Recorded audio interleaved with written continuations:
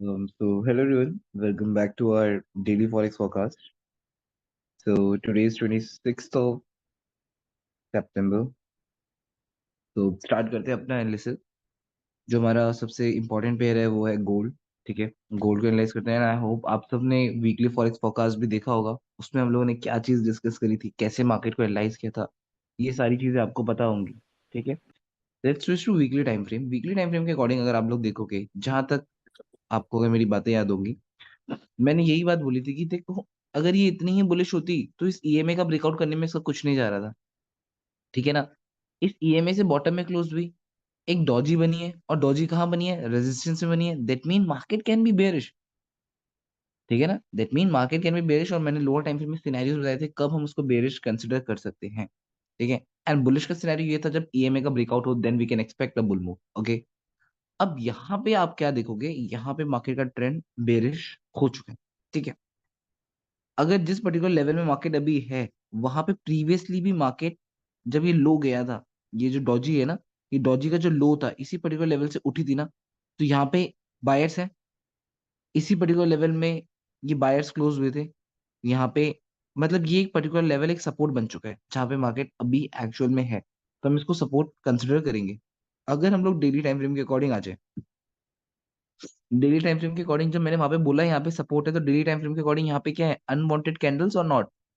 Hair you can हाँ। See these two. और यहाँ पे ये कैंडल का जो रिजेक्शन एरिया था, ये एक विक से जो रिजेक्शन आया था, ये एक एरिया इंपॉर्टेंट है। ठीक है, तो ये हो गया। उसके बाद ये तो हम लोगों ने चलो मान लिया कि मार्केट में रिजेक्शन रिजेक्शन हो रही है, तो डेली के अकॉर्डिंग ये इंपॉर्टेंट लेवल है। बट अगर हम लोग लास्ट डे के अकॉर्डिंग देखेंगे तो मार्केट मार्केट में क्या है, एक बहुत ही स्ट्रांग रिजेक्शन आई है अबव से। कितने ज्यादा सेलर्स हैं, ऑलरेडी मैंने बोला था अबव से लिक्विडिटी ग्रैब कर चुकी है मार्केट। ठीक है, तो अगर सिनेरियोज दिखे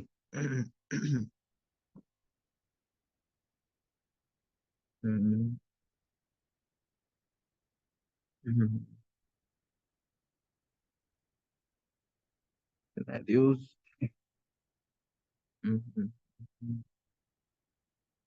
ठीक है, अभी बेरिश की सिनेरियो तो है। 4 आवर के अकॉर्डिंग देख लेता हूँ एक बार। हम्म,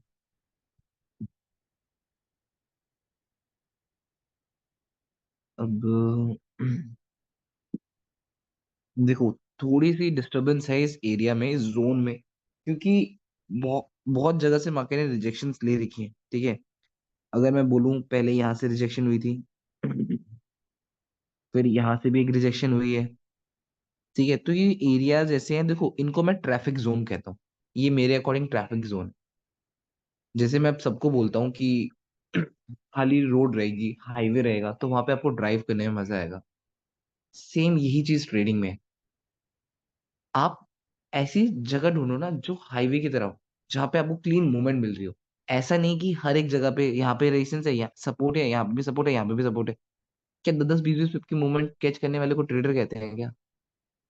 समझ रहे हो? तो इसीलिए एक एरिया ऐसा ढूंढो जहाँ पे क्लीन मूवमेंट मिले आपको, आपको उस ट्रैफिक में ना घुसना पड़े। ठीक है, तो इस चीज का ध्यान दिया करो। अब मैं आपको एक चीज बोलता हूँ जो यहाँ पे सेलर्स का पावर है, क्या वही सेलर्स का पावर यहाँ पे है?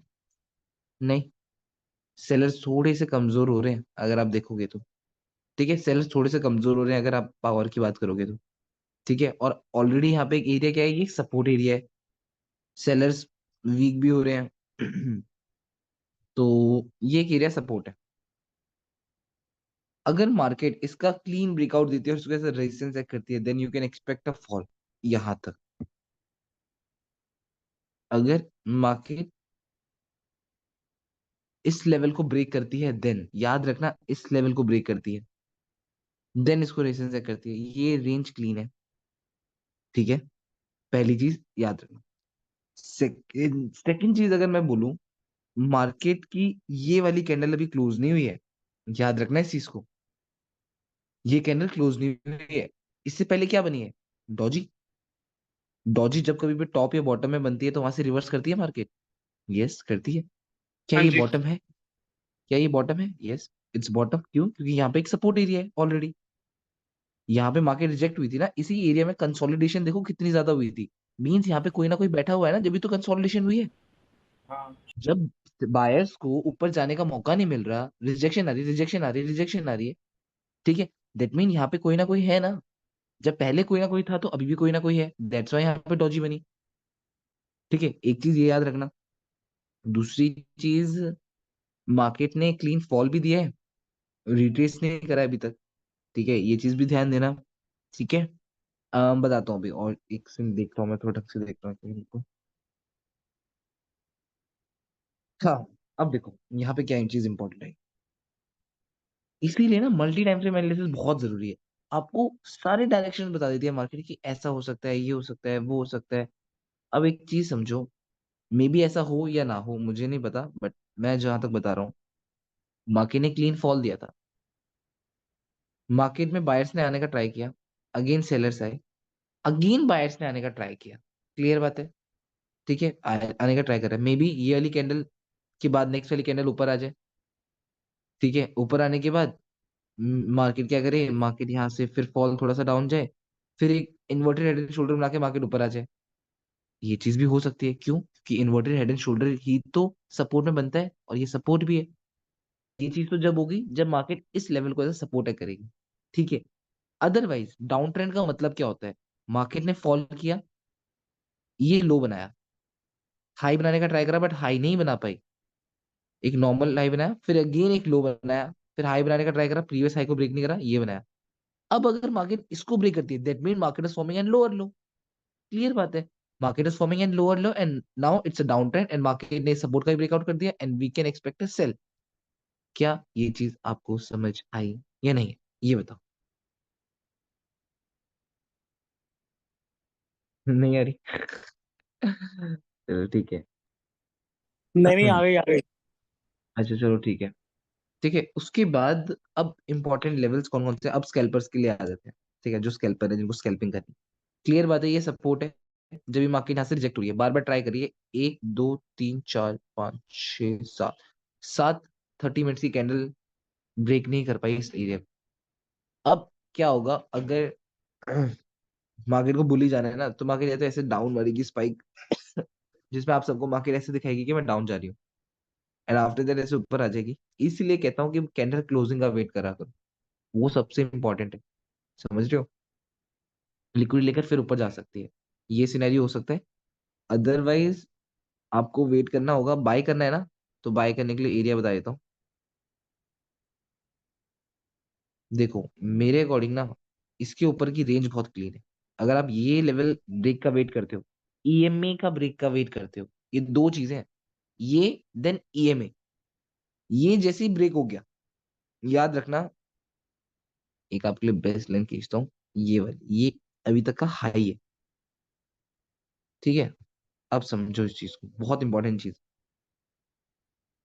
मार्केट ने फॉल किया था, रिट्रेस, फॉल किया, री अरे गुरु हो जा, फॉल किया, रिट्रेस। क्लियर है? अब यहां से मार्केट एक और लो ना बनाए, या मार्केट लो बनाने के बाद भी ऊपर आ जाए, ऊपर आ गई, डबल बॉटम बन गया, ईएमए का ब्रेकआउट हो गया, इस हाई का ब्रेकआउट हो गया, रिवर्सल स्ट्रक्चर बन गया, can we expect a buy move और नॉट? बताओ, स्ट्रक्चर समझ रहे हो? हाँ, तो ट्रैफिक वाला एरिया कहाँ पे नहीं है? ट्रैफिक वाला एरिया बॉय भैया यहाँ पे नहीं है, इस एरिया के बाद। ठीक है, और अगर सेल करना है तो आपको क्या चाहिए? सॉरी, मार्केट एक लो बनाए, रिट्रेस करे एंड देन सेल जाए। क्या ये चीज समझ आई आप लोगों को या नहीं? एक कर देते हैं US 30 और एनालाइज। US 30 ने तो कल बहुत अच्छा मूव दिया था। चलो आज ऐसा करो, आज गोल्ड ही एनालाइज करते हैं, बाकी चीज रहने दो, तुम में से कोई कुछ बोलता तो है नहीं। तो इट्स बेटर